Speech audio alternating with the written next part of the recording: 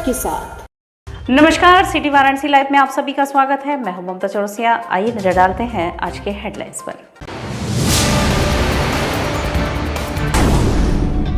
लम्ही में उपन्यास सम्राट मुंशी प्रेमचंद की धूमधाम से मनाई गई 141वीं जयंती, हुए विविध आयोजन।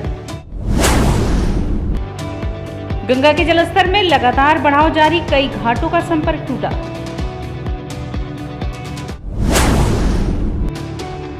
पैदल मार्च निकाल रहे सर्वदलीय निषाद कश्यप यूनियन के सदस्यों को पुलिस ने किया गिरफ्तार। और डर्बीशायर क्लब के लोगों ने फिल्म जगत के महान गायक मोहम्मद रफी की मनाई 41वीं पुण्यतिथि। और अब खबरें विस्तार से। उपन्यास सम्राट मुंशी प्रेमचंद जी की 141वीं जयंती के मौके पर उनके गांव लम्ही में भाजपा काशी क्षेत्र के अध्यक्ष महेश चंद्र श्रीवास्तव पहुंचे और उनके स्मारक पर माल्यार्पण कर श्रद्धांजलि दी। इस दौरान विविध सांस्कृतिक कार्यक्रम भी आयोजित हुए। उपन्यास सम्राट मुंशी प्रेमचंद जी की 141वीं जयंती के मौके पर उनके गांव लम्ही में हुए विविध कार्यक्रम में पहुंचे भाजपा काशी क्षेत्र के अध्यक्ष महेश चंद्र श्रीवास्तव ने मुंशी प्रेमचंद जी के स्मारक स्थित उनकी प्रतिमा पर माल्यार्पण करते हुए उन्हें याद किया। साथ ही इस मौके पर उन्होंने कहा कि मुंशी प्रेमचंद जी का जीवन समाज के लिए एक प्रेरणा भरा संदेश है। तो वहीं लम्हे स्थित प्रेमचंद संस्थान में काशी हिंदू विश्वविद्यालय द्वारा पुस्तक लोकार्पण एवं परिचर्चा विषय प्रेमचंद और हमारा समय पर गोष्ठी के माध्यम से लोगों ने मुंशी प्रेमचंद जी के जीवन पर प्रकाश डाला। वहीं जहां हर वर्ष मुंशी प्रेमचंद जी के गांव लम्ही में लोगों की भीड़ देखी जाती थी, तो इस बार कोविड-19 के चलते बहुत ही कम संख्या में लोग नजर आए। प्रेमचंद हिंदी साहित्य के सम्राट हैं और रहेंगे। उनकी कृतियों में हम सब देखते हैं कि सामाजिक विसंगतियों को इतने सूक्ष्म रूप से प्रदर्शित करने का काम किया गया, जो आज के युवा पीढ़ी के लिए एक आप कह सकते हैं कि उनके लिए एक लेसन है, उनके लिए एक सीख की चीज़ है। जब पूरा देश आज अमृत महोत्सव मनाने जा रहा है, ऐसे समय जब हम सिर्फ अधिकार की बात करते हैं, ऐसे समय में प्रेमचंद की साहित्य हमें बताती है कि हमें अपने दायित्वों के बारे में भी समझना चाहिए और उनकी साहित्य की प्रेरणा से युवा पीढ़ी निश्चित रूप से उसको एक नया संस्कार, एक नई सीख मिलती है। हम उनको आज उनके जयंती पर स्मरण करते हुए उनको श्रद्धा सुमन अर्पित करते हैं। वाराणसी में अपनी मांगों को लेकर सर्वदलीय निषाद कश्यप यूनियन के सदस्यों ने 80 घाट से पैदल मार्च निकाला। वाराणसी में अपनी मांगों को लेकर सर्वदलीय निषाद कश्यप यूनियन के सदस्यों ने 80 घाट से पैदल मार्च निकाला। इस मार्च के दौरान निषाद समाज के लोगों ने जमकर अपने हक की मांग के साथ नारेबाजी की। इस दौरान भेलूपुर पुलिस और निषाद समाज के लोगों में धक्का मुक्की भी हुई, जिसमें एक महिला नेता द्वारा पुलिसकर्मी की नेम प्लेट नोचने का आरोप भी सिपाही ने लगाया। वहीं पुलिस ने शिवाला पर उनकी गिरफ्तारी कर ली। यूनियन के अध्यक्ष का कहना है कि उत्तर प्रदेश सरकार के इशारे पर रोके जाने की बात कही, जबकि पुलिस ने परमिशन न होने का हवाला देते हुए उन्हें रोक दिया था। की मांग को लेकर यात्रा निकाल रहे थे।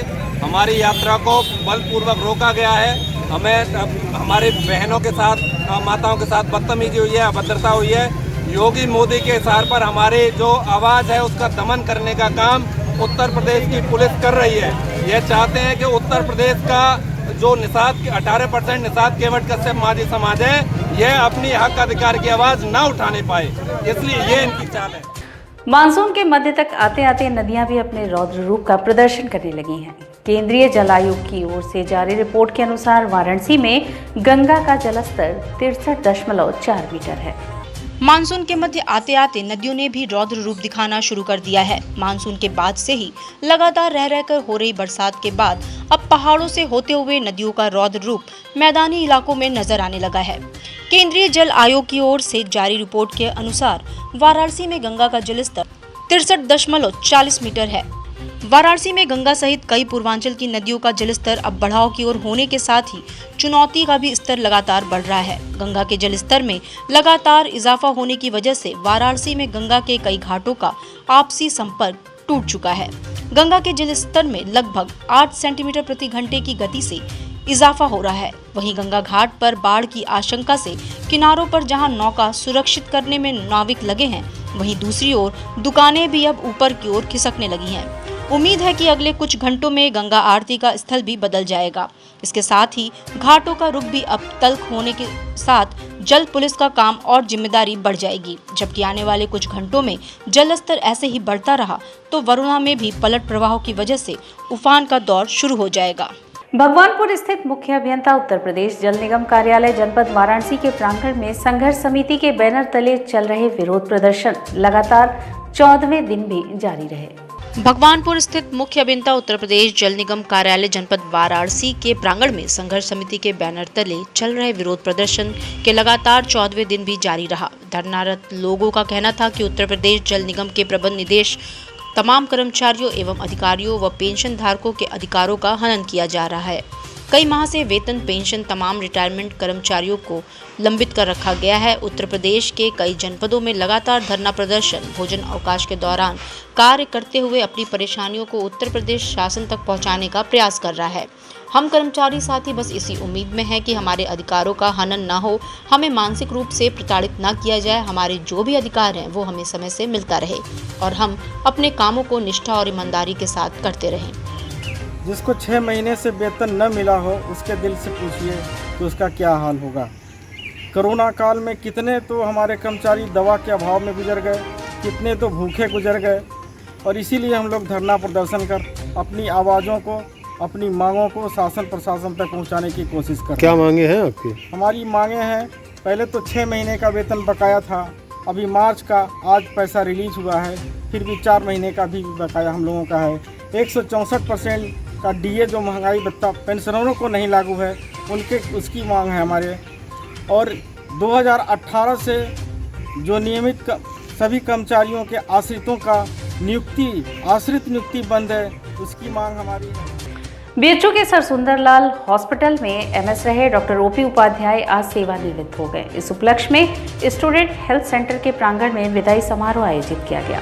बीएचयू के सर सुंदरलाल हॉस्पिटल में एमएस रहे डॉक्टर ओपी उपाध्याय आज सेवानिवृत्त हो गए। इस उपलक्ष्य में स्टूडेंट हेल्थ सेंटर के प्रांगण में विदाई समारोह आयोजित किया गया, जिसमें वरिष्ठ चिकित्सक, अधिकारी, कर्मचारी व छात्रगण उपस्थित थे। सभी ने डॉक्टर उपाध्याय के एमएस कार्यकाल के दौरान किए गए अभूतपूर्व कार्य के लिए उनकी प्रशंसा की। इन लोगों का कहना था कि इनके कार्यकाल में super speciality hospital, MCH, wing cancer hospital की नींव रखी गई थी। उपाध्याय 1983 में बीएचयू के सेवा कार्य से जुड़े थे। इस तरह उन्होंने 38 वर्ष तक बीएचयू की सेवा की। इसके पूर्व भी वह बीएचयू में 10 वर्ष तक अध्ययन का कार्य किए। इस अवसर पर उन्होंने कहा कि आज मैं अपने सर्विस कार्य से रिटायर जरूर हुआ हूं, लेकिन चिकित्सक के रूप में हमारा सेवा कार्य जारी रहेगा। मैं निमित्त था, हम लोग की एक टीम थी, जिस विद्यालय का प्रशासन था, मैं उसके सक्रिय सदस्य था। वास्तव में ये जो हुआ है सब, ये हमारे यशस्वी आदरणीय श्रद्धेय प्रधानमंत्री जो हमारे सांसद हैं नरेंद्र मोदी जी के ही प्रयासों से हुआ है। ये उनका इस 20-25 रोज जनता जो है पूरे 6-7 प्रांतों में, जिसमें पूर्वांचल है, बिहार है, झारखंड है, कुछ लोग नेपाल से भी आते हैं, छत्तीसगढ़ का पार्ट लगा हुआ है, मध्य प्रदेश लगा हुआ है, करीब 6-7 प्रांतों से 25 करोड़ जनता यहाँ से लाभान्वित होती है। इसलिए माननीय प्रधानमंत्री नरेंद्र मोदी जी को इसका श्रेय जाता है। हम लोगों ने प्रयास किया और उन्होंने अपना आशीर्वाद दिया, दिल खोल के दिया और ये सब चीज़ हो पाई। लेकिन मुझे इस बात का जरूर अभी कष्ट है कि आगे जो प्रगति होनी चाहिए थी, प्रधानमंत्री जी के इच्छा के बावजूद हम सब स्थानीय स्तर पर शायद उतना कर पाने में अभी तक सफल नहीं हुए हैं। मेरी ये गुजारिश है कि जो भी विद्यालय के प्रशासन में जिम्मेदार लोग हैं, वह केंद्र सरकार से लाइजनिंग करके इस इंस्टीट्यूट को जो प्रधानमंत्री जी ने एम्स न्यू दिल्ली का दर्जा दिया है, उसके बराबर सभी। और यहाँ वक्त चला है एक छोटे से ब्रेक का। मिलते हैं ब्रेक के बाद। वाराणसी लाइव, सच के साथ। गंगा की लहरों से गलियों के छोर तक, जनता के जोर से बाजारों के शोर तक, सर्किट हाउस और पुलिस कमिश्नरेट तक हम करेंगे सबकी बात।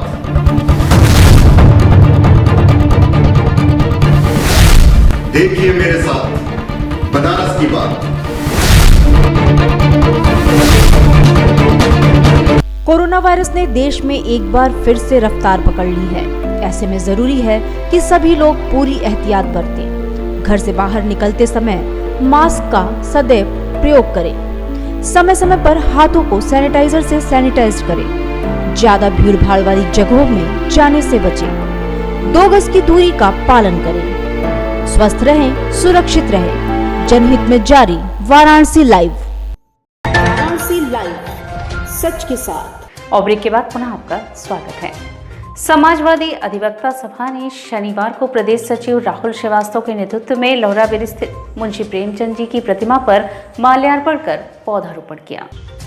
समाजवादी अधिवक्ता सभा ने शनिवार को प्रदेश सचिव राहुल श्रीवास्तव के नेतृत्व में लोहराबीर पर स्थित साहित्यकार मुंशी प्रेमचंद की प्रतिमा पर माल्यार्पण कर पौधारोपण का कार्यक्रम किया। सचिव राहुल श्रीवास्तव ने कहा, मुंशी प्रेमचंद का जन्म 1880 में वाराणसी के लम्ही गांव में हुआ था। वो हिंदी और उर्दू साहित्य के महानतम लेखकों में से एक थे। आज उनकी जयंती पर हमने लोहराबीर स्थित उनकी प्रतिमा पर माल्यार्पण कर पुष्प अर्पित किया है। इसके बाद समाजवादी अधिवक्ता सभा के कार्यकर्ताओं ने पौधारोपण भी किया। आज मुंशी प्रेमचंद जी की जयंती पर आज हम लोगों ने माल्यार्पण किया और जो है पौधारोपण का कार्यक्रम था। हम लोगों का पौधारोपण हम लोगों ने किया। क्या संदेश देना चाहेंगे? मुंशी प्रेमचंद जी बहुमुखी प्रतिभा के धनी थे। यातायात पुलिस लाइन के सभागार में शुक्रवार को व्यापारी सुरक्षा प्रकोष्ठ की बैठक हुई। इनमें व्यापारियों ने अपनी समस्या पुलिस कमिश्नर ए सतीश गणेश के समक्ष रखी, जिसपे कमिश्नर ने हर संभव मदद करने का आश्वासन दिया। यातायात पुलिस लाइन के सभागार में शुक्रवार को व्यापारी सुरक्षा प्रकोष्ठ की बैठक हुई। इसमें व्यापारियों ने अपनी समस्या बताई। पुलिस कमिश्नर ए सतीश गणेश ने हर संभव मदद का आश्वासन दिया। बैठक के दौरान ही 8 प्रमुख बिंदुओं पर कार्रवाई के लिए निर्देशित भी किया।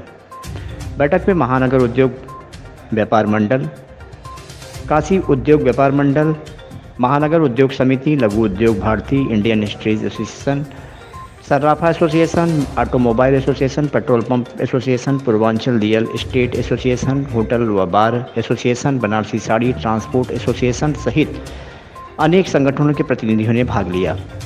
बैठक में अपर पुलिस आयुक्त मुख्यालय एवं अपराध अखिलेश कुमार, अपर पुलिस आयुक्त कानून एवं व्यवस्था अनिल कुमार सिंह, पुलिस उपायुक्त काशी जोन अमित कुमार, पुलिस उपायुक्त वरुणा जोन विक्रांत वीर समेत अन्य अधिकारी मौजूद रहे। नेट पुलिस की ओर से पहली बार सीपी के मौजूदगी में व्यापारियों की एक बैठक हुई, जिसमें विभिन्न मुद्दों पर चर्चा हुई और इन चर्चाओं के परिणाम क्या होंगे ये अगले महीने की बैठक में बताई जाएगी। उसके बाद कुछ नए विषयों पर चर्चा होगी और आज कमिश्नरेट में जो बैठक हुई, जो चर्चाएं हुई, उससे लगभग व्यापारी सहमत हैं। का सबसे ये बेस्ट डिसीज़न है, क्योंकि सीसीटीवी से हम लोग दिन का तो देख सकते हैं लेकिन रात का तो नहीं देख सकते हैं, और सीसीटीवी कैमरा लगा रहेगा तो सब कुछ सबके नज़र में ही रहेगा और सारे लोग सुरक्षित रहेंगे।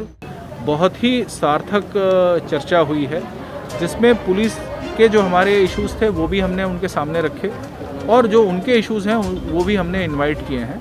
तो ये आज हम लोगों ने पहली इस तरह की बैठक यहाँ पे की है और प्रत्येक माह हम लोगों ने ये तय किया है कि प्रत्येक माह पहले 10 दिवस के अंदर ही इस बैठक को हम लोग करा करेंगे और जो गत बैठक में जो बातें हुई हैं उसके अनुपालन के विषय में हम लोग विस्तृत चर्चा करेंगे। क्या क्या समस्याएं व्यापारियों की दिखी?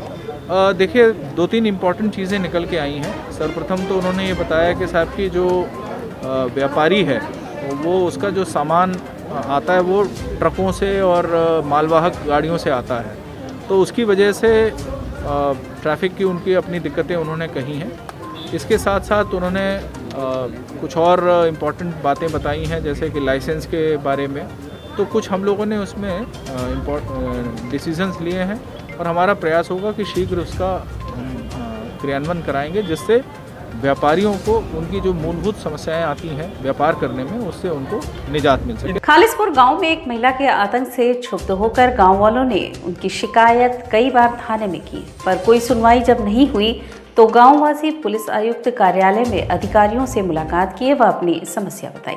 सारनाथ थाना अंतर्गत सराय मोहना चौकी अंतर्गत ग्राम खालिसपुर के लोगों ने आज जिला मुख्यालय पहुंचकर पुलिस आयुक्त कार्यालय पर अधिकारियों से मिलते हुए गांव की ही एक महिला पर दबंगई का आरोप लगाते हुए उत्पीड़न की बात कही। बातचीत के दौरान गांव के ही निवासी चंद्रशेखर यादव ने बताया कि हमारे पास के मकान में रहने वाली एक महिला जो कि काफी दबंग है और आए दिन मोहल्ले वालों को परेशान करती है और कई आरोपों में लगाकर फंसाती रहती है, जिससे हम सारे मोहल्ले के निवासी दुखी हैं। उन्होंने बताया कि हम थाने पर भी गए थे लेकिन थाने पर कोई सकारात्मक हल नहीं निकला, जिससे आजिज होकर आज हम सभी लोग पुलिस आयुक्त कार्यालय पुलिस अधिकारियों से मुलाकात करने के लिए आए हैं तथा उक्त आरोपी महिला के खिलाफ कार्रवाई की मांग की है। वहीं बातचीत के दौरान एक बुजुर्ग महिला ने बताया कि उस महिला के कारण आज हम लोग अपना मकान बेचकर गांव से पलायन करने को मजबूर हैं। इस दौरान गांव के कई लोग मौजूद रहे। अरे परेशानी यही है कि झूठा आरोप लगाई है, कहती है कि मेरे पति को भगाती है मेरे जेठ से मिले, जबकि मेरा कुछ उसमें कुछ हाथ ही नहीं है। मैं नहीं आई थी उसके पहले भी उसका पति भागता था। झूठ मूठ का शक हम लोग के ऊपर करती है और उसके बाद जो है हमारे लड़के के ऊपर इल्ज़ाम लगा दिया और नाती आया तो घूमने के लिए उसको भी लगा दी, मुकदमा में फंसा दी। और 2 साल से मैं लड़का को घर नहीं बुला रही हूँ। क्या आरोप लगाई वो अपनी लड़की को लेकर आरोप लगाई है। पास्को एक्ट लगा दिया। आपने थाने पे पहुंच के गुहार नहीं लगाई थी? लगाई थी, क्या हुआ? कुछ नहीं हुआ। आज यहाँ अधिकारी से मिली, क्या बोले अधिकारी? मिले, वो चेक कराने के लिए कहे हैं। क्या चाहती हैं आप? मैं चाहती हूँ कि ये सब जो रोज़ का जो लड़ाई झगड़ा है, हमारे दरवाजे पर ईंटा फेंकती है। मेरा घर खुला है, बना नहीं है, ऊपर से ईंटा फेंकती है और मेरा ज़मीन पूरा टूट गया है, सीढ़ी टूट गया है, हम लोग को भी चोट लगा है। अब क्या चाहती हैं आप? हम चाहते हैं कि उससे छुटकारा मिल जाए। हम तो खुद चाहते हैं कि घर बेच कर वहाँ से चले जाएं, लेकिन अभी जब घर बिकेगा तब हम जाएंगे वहाँ से। हिंदी फिल्मों में अपने नगमों से जाने जाने वाले मोहम्मद रफ़ी की 41वीं पुण्यतिथि डर्बीशायर क्लब द्वारा उनके चित्र पर पुष्प अर्पित कर मनाया गया और 2 मिनट का मौन रखकर उनको श्रद्धांजलि अर्पित की गई। जब तक सूरज चांद रहेगा, साहब का नाम रहेगा। मोहम्मद रफ़ी साहब अमर रहे, अमर रहे, अमर रहे। मोहम्मद रफ़ी साहब अमर रहे, अमर रहे, अमर रहे। जब तक सूरज चांद रहेगा, साहब का नाम रहेगा। डर्बीशायर क्लब ने हिंदी फिल्मों में अपने नगमों से जान डालने वाले प्लेबैक सिंगर मोहम्मद रफ़ी की 41वीं पुण्यतिथि मनाई। इस दौरान उनके चित्र पर पुष्प अर्पित कर उन्हें 2 मिनट मौन रख श्रद्धांजलि अर्पित की गई।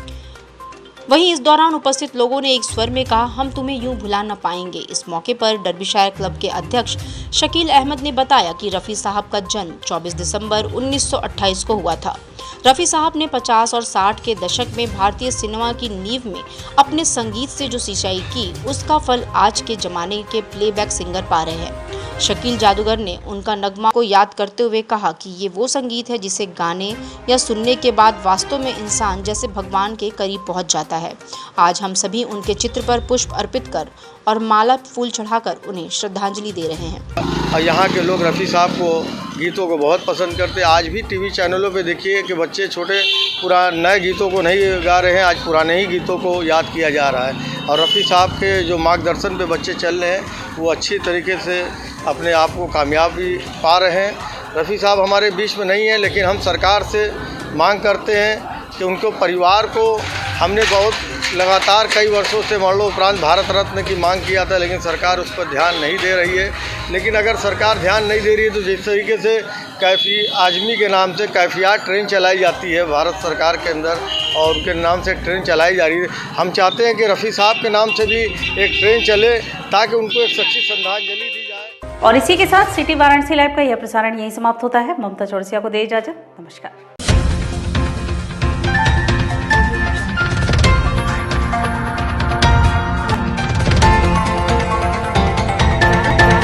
लाइव सच के साथ।